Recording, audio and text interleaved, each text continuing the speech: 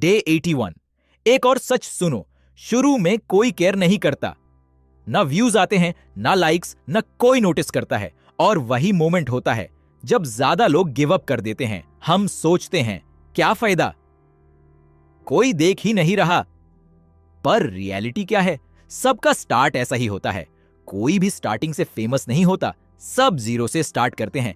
Difference बस इतना है, कुछ लोग रुक जाते हैं और कुछ लोग कंटिन्यू करते रहते हैं।